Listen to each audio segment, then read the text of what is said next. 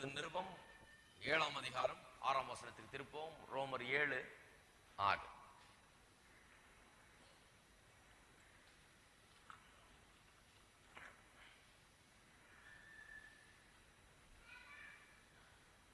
ஐந்து மாறும் சேர்த்தே வாசிக்கிறேன். போன வாரத்தில் 5ஆம் வசனத்தை சொன்னோம்.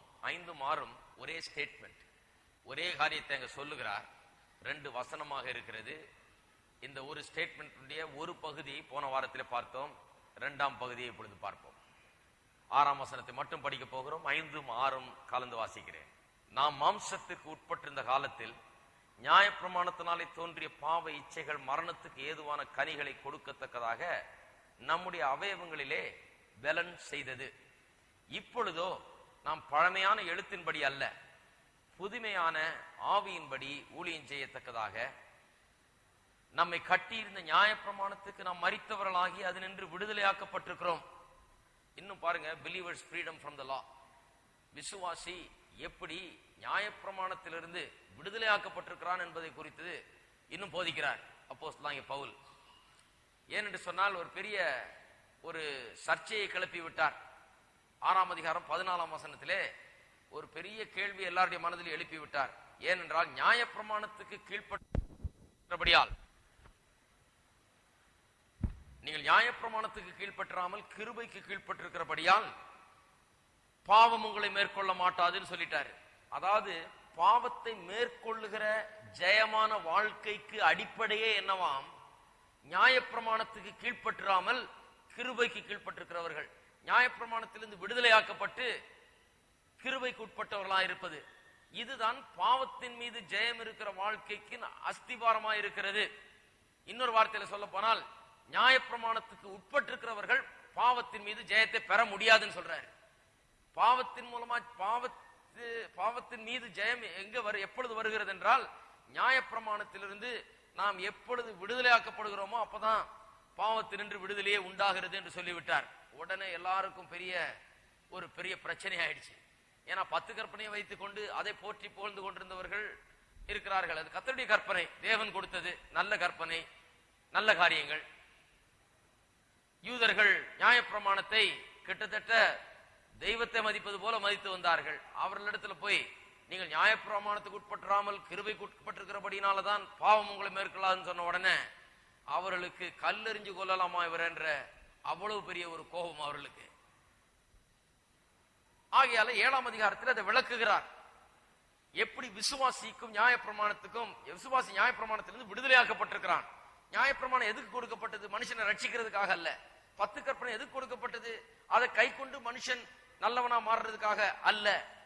அதை கை கொள்ள பார்த்து இதை கை கொள்ள முடியலையே, எனக்குள்ள பாவம் இருக்கிறதுனால தான் இதை செய்ய முடியல, நான் பொல்லாதவனா இருக்கிறபடினாலதான் இந்த நல்ல கற்பனைகளை என்னால கை கொள்ள முடியவில்லை.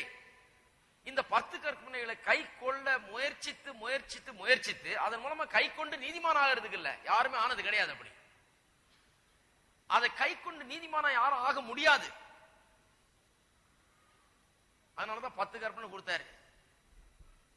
ஒன்னொன்னா டிக் பண்ணிக்கிட்டே வரலாம். ஒருத்தரும் 1 சரி, 2 சரி, 3ஆவது நான் செய்யல, 4ஆவது நான் கரெக்டா பண்றேன், 5ஆவது நான் செய்யல, இப்படின்னு பண்ணிட்டே வந்து கடைசியில 10ஆவதுக்கு வரும்போது எல்லாரும் மாட்டிக்கிறாங்க. சொன்னேன் இல்லையா, பழைய SSLC. எத்தனை பேர் பழைய SSLC? பழைய SSLCனா அது நியாயப்பிரமாணத்தின் காலம். அது ஒரு சப்ஜெக்ட்ல ஃபெயில் ஆனா எல்லாத்துலயும் ஃபெயில். என் நண்பர்கள்லாம் இன்னும் ஃபெயில் ஆகி அப்படியே இருக்கிறாங்க. பாவம் 6-7 தடவை ஃபெயில் ஆகி இன்னும் பாஸ் பண்ண முடியாம. 1ல ஃபெயில்னா எல்லாத்துலயும் ஃபெயில். நியாயப்பிரமாணம் அதுதான், பழைய SSLC மாதிரி. 1ல ஃபெயில்னா எல்லாத்துலயும் ஃபெயில்.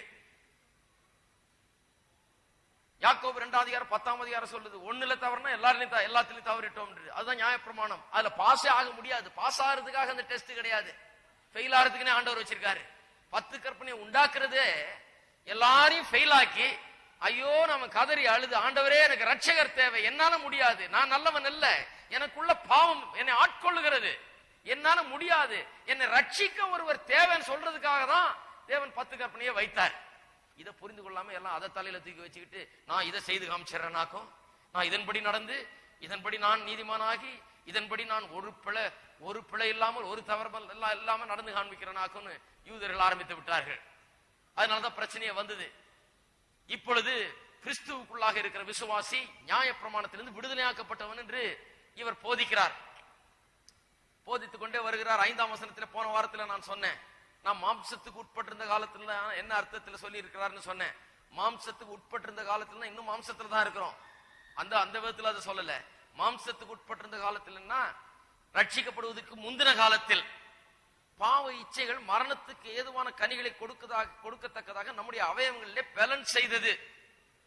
அதாவது தேவன் வைத்திருந்த நியாயமான ஆசைகள், நியாயமான விருப்பங்கள், இவைகள்லாம் தேவன் நல்ல முறையில பயன்படுத்த வேண்டும் என்று நமக்குள்ள வைத்திருந்த அந்த காரியங்கள்லாம் பாவ இச்சைகளாக மாறிவிட்டது. எதனால? பாவம் அப்படி மாத்தி விட்டது. மாத்தி அதெல்லாம் நமக்குள்ள கிரியை செய்து கொண்டிருந்ததா. அது எதனால கிரியை செய்ததான்? நியாயப்பிரமாணத்தினால. அதாவது பாவ இச்சைகள்ல இருந்து ஒரு மனுஷன் விலகி வாழலாம்னு சொல்லி 10 கற்பனையை வைத்துக் கொண்டு இது நமக்கு உதவும் பார்த்தா, இது சொல்ல சொல்ல இது எதை செய்யக்கூடாதுன்னு சொல்றதோ அதைத்தான் அவன் செய்கிறான். நான் சொன்னேன் இல்லையா, மாரல் டீச்சிங்ஸ் நமக்கு நல்லதா தோன்றலாம், ஹோப்லெஸ். அது மாரல் டீச்சிங்ல எந்த விதமான பயனும் இல்லை. அதுல சிறந்த பயன் என்னன்னா, the best it can do, அது செய்ய முடிஞ்ச சிறந்த காரியம் என்ன? கொஞ்சம் ஒரு பயந்த ஆளை பயங்காட்டி சில காரியங்களை கொஞ்ச நாளைக்கு செய்யாதபடிக்கு தடுக்கலாம். அவ்வளவுதான் மாரல் டீச்சிங்ஸ் ஒழிய, மாரல் டீச்சிங்ஸ் இந்த நல்ல காரியங்களை போதிக்கிறது, ஒழுக்க நெறிகளை போதிக்கிறது என்பது போதிக்க போதிக்க போதிக்க மனுஷன் பொல்லாதவனா இருக்கிறதுனால நம்ம அதை செய்யாதுன்னு சொல்றோம். அப்பதான் நம்ம அவனுக்கு ஞாபகப்படுத்துறோம் அதை செய்ய சொல்லி. அவன் பொல்லாதவனா இருக்கானே, ஆகையால அவனுக்கு நல்ல காரியத்தை போதித்தாலும் அவன் நல்ல விதமா எடுத்துக்கொள்ளுகிறது இல்லை, அது தீய விதத்தில் எடுத்துக்கொண்டு தீயதை தான் செய்கிறான். அப்படிதான் நியாயப்பிரமாணம் பாவ இச்சைகளை நிறைவேற்றும்படியாக நமக்குள்ள பேலன்ஸ் செய்தது என்று போன வாரத்திலே நாம் பார்த்தோம். அதுதான் நம்முடைய பழைய வாழ்க்கை. பழைய வாழ்க்கையில நியாயப்பிரமாணத்தை பிடித்துக் கொண்டிருந்தோம். நியாயப்பிரமாணத்தை பிடித்துக் கொண்டிருந்த போது அது ஆவிக்குரிய வாழ்க்கையை வாழும்படியாக நமக்கு உதவி செய்யவில்லை. அந்த நியாயப்பிரமாணத்தை பிடித்துக் கொண்டிருந்த போது பாவத்தின் மீது ஜெயம் கிடையாது. ஜெயத்துக்கு பதிலாக எந்த பாவத்தை செய்யக்கூடாதுன்னு பிரமாணம் சொல்லுதோ அந்த பாவத்தை தான் செய்து வந்தோம். இப்படிதான் இருந்தது. இப்பொழுது அதுல இருந்து விடுதலையாக்கப்பட்டிருக்கிறோம் என்று சொல்லுகிறார். சொல்லுகிற விதத்தை கவனிங்க. இப்பொழுதோ 6ஆம் வசனம் எப்படி ஆரம்பிக்கிறது? இப்பொழுதோ. அப்பொழுது இருந்ததுக்கும் இப்பொழுது இருக்கிறதுக்கும் வித்தியாசத்தை காண்பிக்கிறார்.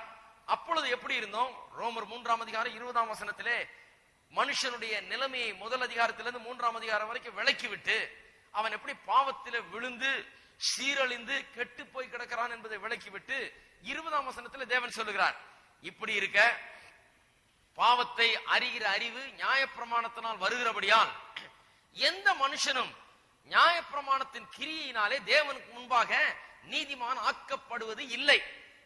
நல்லா கேட்டுங்க. எந்த மனுஷனும் நியாயப்பிரமாணத்தின் கிரியினாலே, அதாவது 10 கற்பனைகளை கை கொள்ளுகிறதுனாலே நீதிமான் ஆக்கப்படுவது இல்லை. நீதிமான் ஆக்கப்படுவதில்லைன்னா என்ன அர்த்தம்? அந்த 10 கற்பனைகளை செய்தால் அவன் ஏற்கனவே நீதிமானா இருந்தாதான் இதை செய்ய முடியும். எந்த மனுஷனும் நீதிமானாக்கப்பட முடியாதுன்னு சொல்றாங்க. அப்படிதான் அந்த மொழிபெயர்க்கணும். எந்த மனுஷனும் நியாயப்பிரமாணத்தின் கிரியினாலே நீதிமானாக்கப்பட முடியாது. யாராலையும் அதை செய்ய முடியாது. ஏன்னா நியாயப்பிரமாணத்தினாலே தான் என்ன வருகிறது? பாவத்தை அறிகிற அறிவே நியாயப்பிரமாணத்தின் மூலமாக தான் வருகிறது. ஆகையால் எந்த மனுஷனும் நியாயப்பிரமாணத்தின்படி செய்து அதன்படி நீதிமான் ஆக முடியாது என்று சொல்லுகிறார். சொல்லிட்டு அதுதான் பழைய நிலைமை, அதுதான் நம்முடைய எல்லாருடைய நிலைமை.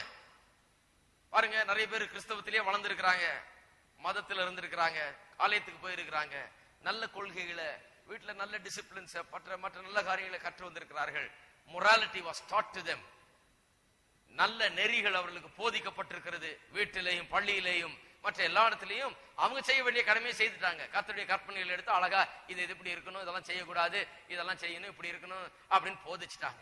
அப்படி போதித்தும் ஒரு மனுஷன் ரட்சிக்கப்படுகிற வரையில அவன் பலனற்றவனாக அந்த போதனையின்படி நடக்க முடியாது என்பதைத்தான் அவன் ஒவ்வொரு நாளும் நிரூபித்துக் கொண்டு வருகிறான். வழிய ரட்சிக்கப்படுகிற வரைக்கும் அவனால் அது நடக்க முடியாது.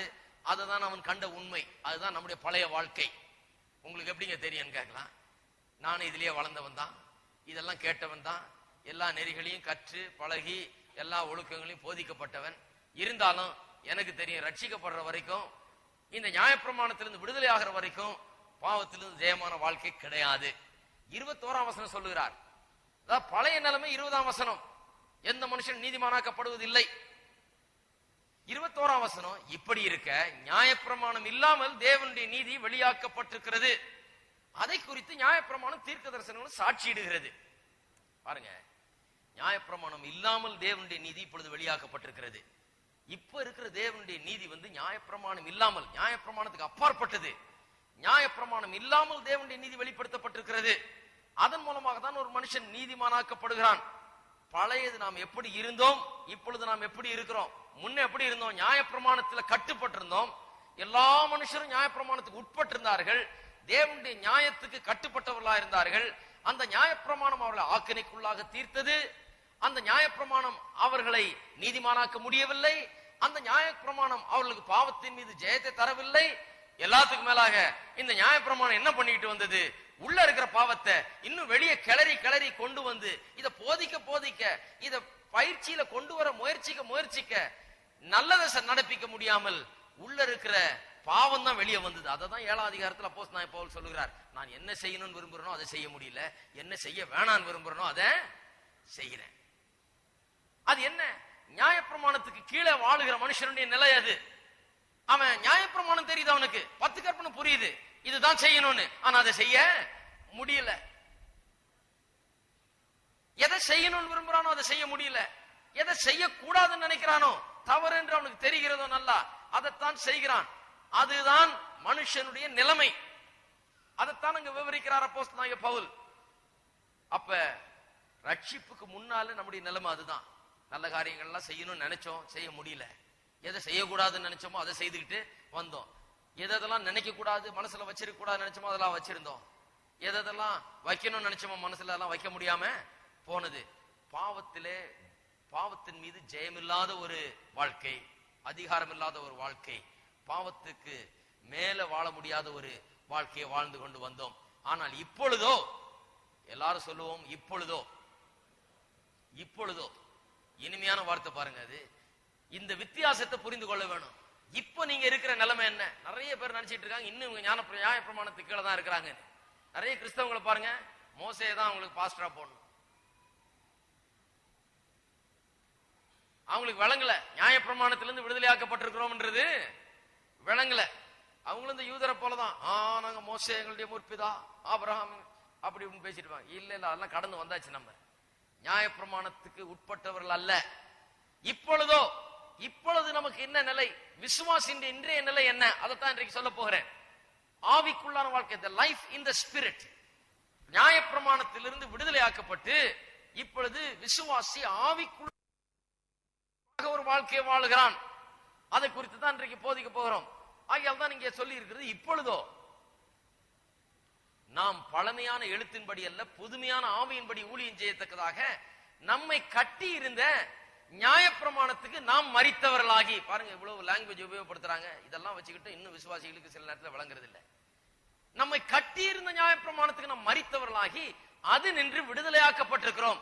எல்லாரும் சொல்லுவோம், நம்மை கட்டி இருந்த நியாயப்பிரமாணத்திற்கு நாம் மரித்தவர்களாகி அது நின்று விடுதலையாக்கப்பட்டிருக்கிறோம். அப்ப நியாயப்பிரமாணம் நம்ம கட்டி இருந்தது, அதிலிருந்து நாம் விடுதலையாக்கப்பட்டிருக்கிறோம். அதுக்கு மரித்தவர்களானோம், அதிலிருந்து நாம் விடுதலையாக்கப்பட்டிருக்கிறோம் என்று வேத வசனம் சொல்லுகிறது. அப்ப பாருங்க, நல்லா புரிந்து கொள்ளணும் ஏன் வேதம் இப்படி போதிக்குது. நியாயப்பிரமாணத்தின் மூலமாக நாம் கட்டி வைக்கப்பட்டிருந்தோம்னு போதிக்குது. கிறிஸ்துவண்டையில வந்த பிறகு, கிறிஸ்துவுக்குள்ளானவர்களான பிறகு அந்த கட்டிலிருந்து நாம் விடுதலையாக்கப்பட்டிருக்கிறோம். எந்த விதத்தில் அந்த கட்டிலிருந்து விடுதலையாக்கப்பட்டிருக்கிறோம் அதுதான் இன்னைக்கு கவனிக்கணும். நம்ம அதை நன்றா புரிந்து கொள்ள வேணும். ஏன் இப்படி வேதம் இப்படி சொல்லுது? ஏன் இப்படி பவுல் அப்போஸ்தலன் இப்படி போதிக்கிறார்? அநேகருக்கெல்லாம் இதுக்குள்ள இன்னும் பாருங்க, இன்னைக்கும் அது பிரச்சனையா தான் இருக்கும். அது எப்படிங்க நியாயப்பிரமாணத்தை அப்படி சொல்லிடலாம்? அது எப்படி 10 கற்பனை அப்படி சொல்லிடலாம்? இது எப்படி கர்த்தருடைய பிரமாணத்தை அப்படி சொல்லலாம்? ஏன் அப்படி சொல்றாரு? கவனிங்க, நம்ம கட்டி வைத்திருந்த நியாயப்பிரமாணத்திலிருந்து நாம் விடுதலையாக்கப்பட்டிருக்கிறோம். நம்ம நினைச்சிட்டு இருக்கோம் பேய் பிசாசுல இருந்து விடுதலையாக்கப்பட்டிருக்கிறோம், பில்லி சூனியம் மந்திரவாதத்திலிருந்து விடுதலையாக்கப்பட்டிருக்கிறோம், அதுல இருந்து இதுல இருந்து விடுதலையாக. இவரு என்னென்ன விடுதலையாக்கப்பட்டிருக்கிறோம் வேதத்தை கரெக்டா படிக்கணும். வெறும் பேய் பிசாசு அது இதுல இருந்து விடுதலையாக்கப்படல, நம்மை கட்டி வைத்திருந்த நியாயப்பிரமாணத்திலிருந்து விடுதலையாக்கப்பட்டிருக்கிறோம். இன்றைக்கு உலகம் முழுவதும், நான் சொல்றேன் கேளுங்க, உலகம் முழுவதும் இருக்கிற விசுவாசிகள் அநேகருக்கு இந்த கட்டிலிருந்து விடுதலையானோம்ங்கிறது விளங்கல. ஆகையால் தான் வாழ்க்கையில தோல்வி, ஆகையால் தான் வாழ்க்கையில வல்லமை இல்லாத ஒரு நிலை. அதுல இருந்து விடுதலையான இதுல இருந்து இதைத்தான் பேசுறாங்களோ ஒழிய, இது எல்லாவற்றுக்கும் அடிப்படையா இருக்கிறது. நம்மை கட்டி வைத்திருந்த நியாயப்பிரமாணத்திலிருந்து நாம் விடுதலை ஆக்கப்பட்டிருக்கிறோம். எந்த விதத்துல நம்ம கட்டி வைத்திருந்தது, எந்த விதத்துல நாம் விடுதலை ஆகியிருக்கிறோம்? ஒன்று, நியாயப்பிரமாணம் நம்மை ஆக்கினைக்குள்ளாக தீர்த்து வந்தது. அந்த ஆக்கினைக்குள்ளாக தீர்க்கிற அந்த நியாயப்பிரமாணத்தின் ஆக்கினை தீர்ப்பிலிருந்து நாம் விடுதலை ஆக்கப்பட்டிருக்கிறோம். அது முதலாவது காரியம். எப்படி நம்ம நியாயப்பிரமாணம் ஆக்கினைக்குள்ளாக தீர்த்தது, எப்படி அதை நம்ம ஆக்கினைக்குள்ளாக தீர்த்தது சொல்லுவோம் பார்ப்போம். பாருங்க, நியாயப்பிரமாணம் நமக்கு நல்லவைகளை சொன்னது, தேவனுடைய கற்பனைகளை. அதை நாம் செய்ய முற்படுகிறோம், ஆனா செய்ய முடியல, உள்ள வல்லமை இல்ல, உள்ள பாவியா இருக்கிறோம். ஆகையால நல்ல கற்பனைகளை நம்மளால கை கொள்ள முடியல. அப்ப என்ன ஆகிறது, அந்த நியாயப்பிரமாணம் நம்மை ஆக்கினைக்குள்ளாக தீர்க்கிறது என்று சொன்னால் தேவனுக்கு முன்பாக பாவிகள் என்று நிரூபித்து காண்பிக்கிறது. தேவனுடைய தண்டனைக்கு இவன் தகுதி என்கிறது தான் அது அறிவிக்கிறது ஒழிய தேவனுடைய பார்வையில இவன் நீதிமான் என்று அறிவிக்கவில்லை. அதையெல்லாம் செய்து சரியா செய்து ஒன்றிலையும் தவறலனா அந்த நியாயப்பிரமாணம் சொல்லும் இவன் தேவனுக்கு முன்பாக நீதிமான் என்று சொல்லும். ஆனால் அப்படி ஒரு ஆள் கூட கிடையாதாம். வேதத்துல சொல்லி இருக்குது, அப்படி ஒருவனும் நீதிமானாக்கப்படுவதில்லை என்று. அது நிறைய பேருக்கு வழங்குறது இல்லை. நீங்க நினைச்சிட்டு இருக்காங்க சிலர்லாம் நியாயப்பிரமாணத்தினால அவங்க நீதிமானாக்கப்படுறாங்க. கிடையாது. ஒரு ஆள் கூட நீதிமானாக்கப்படுவது இயேசுவை தவிர யாரும் இந்த 10 கற்பனைகளையோ நியாயப்பிரமாணத்தையோ முழுவதுமாய் நிறைவேற்றி கை கொண்டது கிடையாது. ஒரு மனுஷன் கிடையாது. அப்ப எல்லா மனுஷரும் தேவனுக்கு முன்பாக ஆக்கினை தீர்ப்படைந்தவர்களா இருக்கிறார்கள். அந்த நியாயப்பிரமாணம் என்ன சொல்லுதான், எல்லா மனுஷரும் பாவத்தின் சம்பளம் மரணம், இவன் பாவி.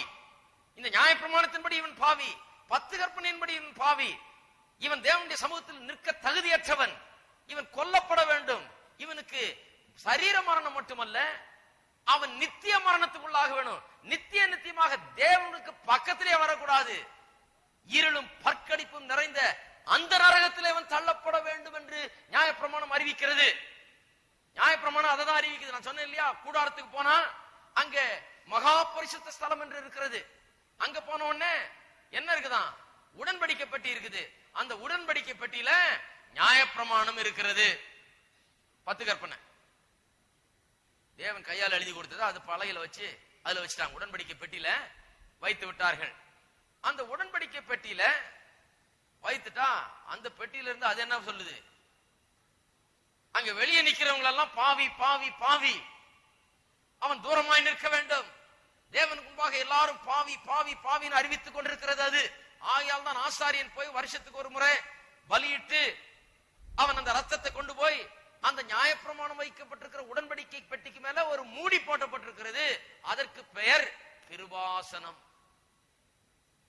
கர்த்தர் சொல்லிருக்க, அதை மூடி வை, மூடி வச்சு ரத்தத்தை தெளியங்க. அப்ப நம்மை குற்றஞ்சாட்டி நம்மை ஆக்கினைக்குள்ளாக தீர்த்து கொண்டிருந்த அந்த நியாயப்பிரமாணம் எப்படி அதனுடைய குற்றஞ்சாட்டு அடங்குகிறது, ரத்தம் தெளிக்கப்பட்டு அதன் மூலமாக நாம் நீதிமான்கள் என்று எண்ணப்படுகிறபடினாலே தேவன் நம்மை ஏற்றுக்கொள்கிறார். அதுதாங்க சீனே அந்த ஆசரிப்பு கூடாரத்தில். அப்ப ஆக்கினை தீர்ப்புக்கு நாம் விடுதலையாக்கப்பட்டிருக்கிறோம். நியாயப்பிரமாணம் நம்ம ஆக்கினை தீர்ப்புக்குள்ளதான் நடக்குது. இன்னைக்கு நியாயப்பிரமாணத்துக்கு கீழே ஒரு மனுஷன் வாழ்றேன்னு நீங்க தெரிந்து கொண்டால், நான் நியாயப்பிரமாணத்துக்கு கீழே தான் வாழ்வேன் அப்படின்னு தெரிந்து கொண்டீர்கள் என்றால் ஆக்கினை தீர்ப்புக்கு உள்ளாக தான் இருப்பீர்கள். அப்படிப்பட்ட விசுவாசிகளை பாருங்க, நல்லா கவனிங்க. இப்போ சொல்றேன், ஏன் விசுவாசிகள் சிலர் இப்படி இருக்கிறாங்கன்னு விளங்குங்க. விசுவாசிகள் சிலர் பாத்தீங்கன்னா உருன்னு இருப்பாங்க, கோபமா என் நேரமும் அப்படியே என்னமோ போட்டு கரைச்சி உள்ள எண்ணத்தைய போட்டு அரைச்சிக்கிட்டு இருக்கிற மாதிரி இருப்பாங்க. பாத்திருக்கீங்களா? எல்லாரும் மேலேயும் கோபம். சில பரிசுத்தவான்கள் திருப்தி இல்லாத நிலை, என்னையா கிறிஸ்து ஆளு இருந்தாளு அப்படின்னு இருக்கும் பார்த்தா அப்படி இருப்பாங்க. ஏன் அப்படி இருக்கிறாங்க, எதுக்கு அப்படி இருக்கிறாங்கன்னா இதுதான், அவர்கள் நியாயப்பிரமாணத்தின்படி வாழ வேண்டும், கரெக்டா இருக்கணும்னு பாக்குறாங்க. நியாயப்பிரமாணத்தின்படி வாழ பார்த்தா நீங்க குற்றவாளியா தான் இருப்பீங்க. ஏன்னா இந்த எஸ்எஸ்எல்சில யாரும் பாஸ் பண்ணதே கிடையாது. அப்ப ஃபெயிலான முகம் தான் இருக்கும். எப்படிப்பட்ட முகம்? ஃபெயிலான, சின்ன பசங்க சொல்லுவாங்க ஃபெயிலான மூஞ்சி. நிறைய விசுவாசிகளுக்கு அது இருக்குது. ஃபெயிலான முகம், சந்தோஷமே இல்லை, சமாதானமே இல்லை, எந்த விதமான ஒரு பாசிட்டிவ் ஆட்டிடியூடும் கிடையாது, ஒண்ணும் கிடையாது. ஏன்? அவங்க நியாயப்பிரமாணத்தின் அடிப்படையில் வாழ்றாங்க, தங்களை நியாயப்பிரமாணத்துக்கு உட்பட்டவர்களாகவே எண்ணுகிறார்கள். நியாயப்பிரமாணத்தின்படி தங்களை மெஷர் பண்ணி பாக்குறாங்க. நியாயப்பிரமாணத்தின்படி தாங்க எவ்வளவு கரெக்டா இருக்குன்னு பாக்குறாங்க. அவங்களுக்கு இன்னைக்கு இல்ல இன்னும் 50 வருஷம் வாழ்ந்தாலும் சமாதானமே கிடையாது. அவங்க ஒருபோதும் சபைக்குள்ள வந்து கை தட்டி ஆண்டவரே உமக்கு ஸ்தோத்திரம்னு பாட முடியாது. அவங்க அங்க வந்து ஆண்டவரே, நான் சொன்னேன் இல்லையா, மலையாளத்துக்காரர் ஒருத்தர் கோயிலுக்கு போனாரு. நான் தெற்றிப்போய் என் தெய்வமே நான் தெற்றிப்போய். அவர் ஜபம் தான். அடுத்த ஞாயிற்றுக்கிழமை வர்றாரு, அங்கேயும் அதே தான் சொல்றாரு, என் தெய்வமே நான் தெற்றிப்போய். பாவம் என்ன பண்ணுவாரு அவரு? யாரும் வேற ஒண்ணு போதி, நான் தப்பு செய்துட்டேன் ஆண்டவரே, நான் தப்பு செய்துட்டேன். அடுத்த வாரம் வந்து திரும்பி அதே தான், தெய்வமே நான் தப்பு செய்துட்டேன், நான் குறை உள்ளவன் நான் தப்பு செய்துட்டேன். எத்தனை விசுவாசிகள் இப்படி இருக்கிறாங்க. அவளுடைய அடிப்படைனா இந்த சத்தியம் புரியல அவங்களுக்கு. ஏன் நான் தப்பு செய்துட்டேன்? நான் தப்பு செய்துட்டேன் கிடையாது. என்னுடைய தவறுகள், என்னுடைய பாவங்கள் இயேசுவின் விலையேறப்பட்ட ரத்தத்தினால் கழுவப்பட்டிருக்கிறது. இப்ப நியாயப்பிரமாணம் என்னை குற்றஞ்சாட்டி கதறிக்கொண்டில்லை, என்னை குற்றவாளி என்று அறிவித்துக் கொண்டிருந்த நியாயப்பிரமாணம் மூடப்பட்டிருக்கிறது. இப்பொழுது அதன் மேல கிருபாசனத்தின் மேல ரத்தம் தெளிக்கப்பட்டு, இந்த ரத்தம் ஆவேலின் ரத்தம் பேசுகிறதை காட்டிலும் மேன்மையான காரியங்களை தேவனுடைய பிரசன்னத்திலே என்னை குறித்து பேசிக் கொண்டிருக்கிறது. அந்த ரத்தம் என்ன சொல்லுது? இவன் குற்றவாளி அல்ல, இவன் தேவனுடைய பிள்ளை, ரத்தத்தால் கழுவப்பட்டவன், இவன் தேவனுடைய பிள்ளை என்று என்றேக்கும் அது பேசிக் கொண்டிருக்கிறதா. நிறைய பேருக்கு இந்த ரத்தத்தை குறித்த சத்தியமும் தெரியாது, இந்த நியாயப்பிரமாணத்திலிருந்து நாம் விடுதலையாக்கப்பட்டோன்ற சத்தியமும் தெரியாது. அதனால இதுல மாட்டிக்கிட்டு அதனாலதான் சந்தோஷம் சமாதானமே கிடையாது. இப்படியே அவங்க சமாதானமும் ஒரு இதே கிடையாது, ஒரு ஒரு ஒரு எக்ஸூபரன்ஸே கிடையாது, புத்துணர்ச்சியே இல்ல. யாராவது கொஞ்சம் புத்துணர்ச்சி ஆயிட்டா என்னது அது? தேவனுடைய பார்வையில் அப்படியே நம்ம பயந்து நடுங்கி இருக்கணுமாக்கும். அவங்களுக்கு விளங்காது அது. அவங்க எப்படி தேவனுடைய பார்வையில நம்ம கை தட்டி ஆராதிக்கலாம், எப்படி நம்ம கையை உயர்த்தி ஆண்டவரை ஸ்தோத்தரிக்கலாம், எப்படி நம்ம சந்தோஷமா தேவனோடு உறவு கொள்ளலாம், எப்படி ஆண்டவரத்துல நம்ம பேசலாம், எப்படி தைரியமா அவருடைய பிரசன்னத்துல போகலாம், எப்படி அவருடைய பார்வையில ஆராதிக்கலான்றது விளங்கவே அவங்களுக்கு கோபம் தான் வரும். எப்படி தேவனுடைய பார்வையில் அப்படிலாம் சரி கிடையாது. என்ன சரி கிடையாது? அவர் எங்க அப்பா, அவர் உள்ள வான்னு சொல்லி இருக்கிறாரு, இந்த பாவம்லாம் கழுவப்பட்டிருக்குன்றாரு. நீ உன்னுடைய கிரியினால நீதிமானாக்கப்படலன்றாரு. நான் அதை செய்து முடிச்சுட்டு என்னுடைய ரத்தம் உன்னை குறித்து வானத்துல பேசிக் கொண்டிருக்குது பரலோகத்துல அப்படின்னு சொல்றாரு. நம்ம குறித்து பரலோகத்துல ஒரு சத்தம் கேட்டுக் கொண்டிருக்கிறது. இந்த சத்தியம் விளங்காதனால ஆக்கினை தீர்ப்பு தான் அந்த விசுவாசிகளுக்கு பாருங்க. அதனாலதான் அப்படியே மற்றவங்களுக்கு பாருங்க, தாங்களை குற்றவாளிகள்னு தெரியும் அவங்களுக்கு. ஏன்னா அவங்க வந்து நியாயப்பிரமாணத்தின் அடிப்படையில் வாழ பாக்குறாங்க. ஐயோ நம்ம தப்பு செய்துட்டோம், அதனால இந்த வாரம் சந்தோஷம் கிடையாது, இந்த மாசம் கம்யூனியன் கிடையாது, இந்த மாசம் லாபம் கிடையாது, இந்த மாசம் ஒரு தப்பு ஆயிடுச்சுங்க, அதனால இந்த மாசம் கம்யூனியன் கிடையாது, பார்க்கலாம் அடுத்த மாசம் இன்னொரு தப்பு வந்துருது, அடுத்த மாசமும் இவங்களுக்கு விமோச்சனமே கிடையாது. இப்படிதான் விசுவாசிக்கலாம். பார்த்துக்கிட்டே இருங்க. இதுக்கு சில இடத்துல என்ன பண்ணிடுறாங்க, 3 நாள் சுத்திகரிப்பு. 3 நாள், நாளைக்கு கம்யூனியன்னா 3 நாளைக்கு முன்னாடி ஆரம்பிச்சிடறாங்க சுத்திகரிக்குது. நான் கேட்கிறேன், இயேசுவின் ரத்தம் சுத்திகரித்ததை விட உங்க 3 நாள் உபவாசம் சுத்திகரிக்க போதா? இதை இயேசுவின் ரத்தம் சுத்திகரிக்காததை உங்களுடைய 3 நாள் அழுகையும் கூச்சலும் சுத்திகரிக்க போதா? பாருங்க, நிறைய விசுவாசிகளுடைய பிரச்சனை என்ன, இவங்க அழுகையும் கூச்சலும் தான் பெருசா இருக்குது. சத்தியம் எவ்வளவு பெரிய காரியத்தை அறிவிக்குது, அது தெரியாதனாலதான் இவங்க அழுகை கூச்சல் போட்டுட்டு இருக்கிறாங்க. அந்த சுத்திகரிப்பை விசுவாசிப்போம். வசனம் தெரிஞ்சதுன்னா அதுல நிற்போம். நம்முடைய தகுதியின்படி அல்ல, நான் அல்ல ஆண்டவரே, நீர் எனக்காக செய்து உம்முடைய ரத்தம், என்னுடைய தகுதி இல்ல உம்முடைய ரத்தம் என்று அதுல நாம் நிற்போம். ஆக்கினை தீர்ப்புல இருந்து விடுதலை ஆக்கப்பட்டிருக்கிறோம். நியாயப்பிரமாணத்தின் ஆக்கினை தீர்ப்புல இருந்து நாம் விடுதலை ஆக்கப்பட்டிருக்கிறோம். 2வது, நம்மை நீதிமானாக்க முடியாத அந்த நியாயப்பிரமாணத்தின் இயலாமையிலிருந்து விடுதலை ஆக்கப்பட்டிருக்கிறோம். We are delivered from the inability of the law to save us or justify us. We are delivered from the inability of the law to justify us or save us. Justify and save. நியாயப்பிரமாணம் நம்மை ரட்சிக்க முடியாத ஒன்றாயிருந்தது. ரட்சிக்க முடியாது நம்மளை நியாயப்பிரமாணம். அந்த இயலாமையிலிருந்து நாம் விடுதலை ஆக்கப்பட்டிருக்கிறோம். நியாயப்பிரமாணத்துக்கு உட்பட்டவர்களா இருந்தால் ரட்சிப்பே கிடையாது. அதன் மூலமா ரட்சிக்கப்படவே முடியாது. ஒரு மனுஷன் நான் 10 கற்பனை எடுத்து நான் செய்து காமிச்சிடுறேன்னா அதன் மூலமா ரட்சிப்பே கிடையாது.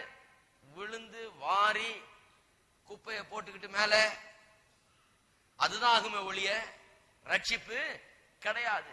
அவன் போய் அதை செய்து பார்த்து விழுந்து பாவத்துல விழுந்து ஐயோ ஆண்டவரே என்னால முடியலன்ற நிலைக்கு வர்ற வரைக்கும் ஆயிடும். ரட்சிப்பு கிடையாது. நியாயப்பிரமாணம் ரட்சிக்க கொடுக்கப்படவில்லை. அதுக்காக தேவன் கொடுக்கவில்லை. மனுஷன் பாவி நிரூபிக்கிறதுக்காக தான் கொடுத்தார். அதுதான் நியாயப்பிரமாணம் கொடுக்கப்பட்டது நோக்கமே. ஆகையால் தான் அதனால் ரட்சிக்க முடியவில்லை. ரட்சிக்கிறதுக்கு இயேசுவை கொடுத்திருக்கிறார் தேவன், நியாயப்பிரமாணத்தை கொடுக்கல. உங்களை என்னை ரட்சிக்கிறதுக்கு என்று இயேசுவை வானத்திலிருந்து உலகத்துக்கு அனுப்பிச்சார். நியாயப்பிரமாணத்தை உங்களை ரட்சிக்க முடியாது அனுப்பி இருந்தால் அதற்கு உங்களை ரட்சிக்கக்கூடிய வல்லமை இருக்கும். நியாயப்பிரமாணத்தை ஏன் ரட்சிக்கக்கூடிய வல்லமை இல்லை என்றால் அது அதற்காக கொடுக்கப்படவில்லை. அதுக்கு என்ன வல்லமை இருக்குது?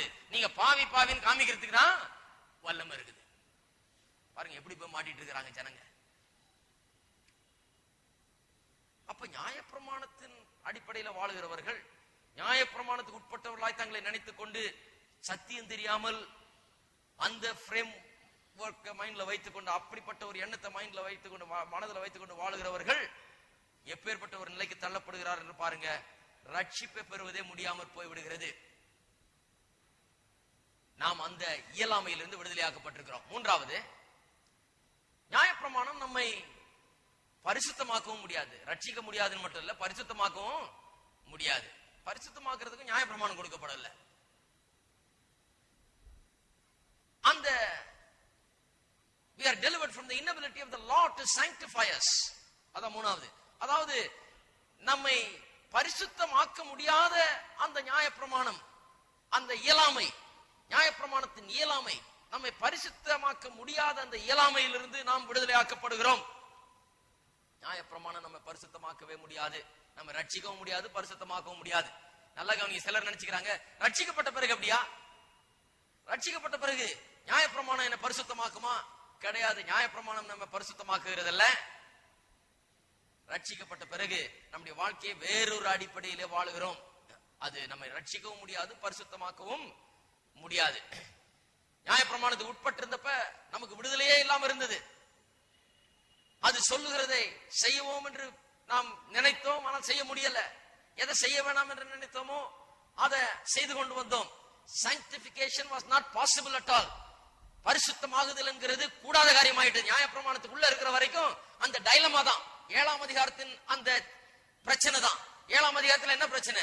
எதை செய்ய நினைக்கிறனோ அதை செய்ய முடியல, எதை செய்ய வேண்டாம் நினைக்கிறனோ அதை செய்கிறார். அதான் அப்போஸ்தலன் பவுல் சொல்லுகிறார், நியாயப்பிரமாணத்துக்கு கீழே வாழ்ந்த நாள் வரைக்கும் பரிசுத்தமாகுதல் என்கிறது முடியாத காரியம். ஏனென்றால் அந்த நியாயப்பிரமாணத்துக்கு உட்பட்ட நாள் வரைக்கும் எதை செய்ய நினைக்கிறோமோ அதை செய்ய முடியல, எதை செய்யக்கூடாதுன்னு நினைக்கிறோமோ அதைத்தான் செய்யறோம். அதுதான் பிரச்சனை. ஆனால் அந்த நியாயப்பிரமாணத்தின் கட்டிலிருந்து விடுதலையாக்கப்பட்ட உடனே நமக்கு இப்போ ஒரு ஃப்ரீடம் வந்திருக்குது. எதை செய்யணும்னு நினைக்கிறோமோ அதை செய்ய முடியுது. எதை செய்ய வேண்டாம் நினைக்கிறோமோ அதை செய்ய வேண்டாம் என்கிற அந்த ஆற்றலுக்கு, அப்படி நடந்து கொள்ளுகிற ஒரு நிலைக்கு நாம் இப்பொழுது வந்திருக்கிறோம். நான்காவது, இது ரொம்ப முக்கியம் பாருங்க. இதுதான் இங்க சொல்ல விரும்புகிறார்.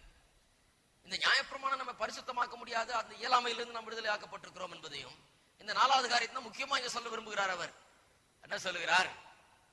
We are delivered from the aggravating effect of the law of God upon our sinful nature. தமிழ்ல சொல்லுறேங்க நீங்க. இந்த தேவனுடைய பிரமாணமானது, நியாயப்பிரமாணமானது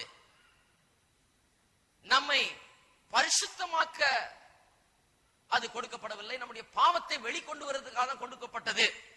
ஆகையால அது பாவத்தை அக்ரவேட் பண்ணி கொண்டிருந்தது. அதாவது பாவத்தை கிளறி வெளியே கொண்டு வந்திருந்தது. உள்ள இருந்த பாவத்தை இந்த நியாயப்பிரமாணம் வெளிக்கொண்டு வருவதற்கு உபயோகப்படுத்தப்பட்டது.